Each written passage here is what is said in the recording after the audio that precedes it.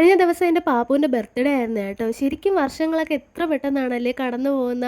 എനിക്ക് എൻ്റെ കല്യാണം കഴിഞ്ഞതും മോനുണ്ടായതും എല്ലാം എനിക്ക് ഇന്നലെ കഴിഞ്ഞൊരു ഫീലാണ്. അവനിപ്പോൾ ഇത് 5 വയസ്സായി. എനിക്ക് വിശ്വസിക്കാൻ പറ്റുന്നില്ല. അവൻ വലിയ ചെക്കനായിക്കൊണ്ടിരിക്കുകയാണെന്നുള്ളത്.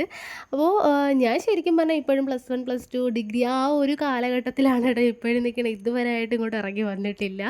അപ്പോൾ ബർത്ത്ഡേ ആയിട്ട് അങ്ങനെ വലിയ പരിപാടികളൊന്നുമില്ല. എന്തായാലും ഒരു നോൺ വെജ് സദ്യ ആണ് കേട്ടോ ഒരുക്കിയത്. പിന്നെ പായസം ഉണ്ടായിരുന്നു.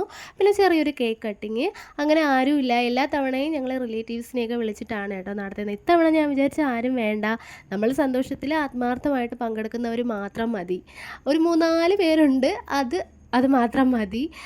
നമ്മളെ സന്തോഷം അവരുടെയും സന്തോഷമാണ്. അവരുടെ സന്തോഷം നമ്മുടെയും സന്തോഷമാണ്.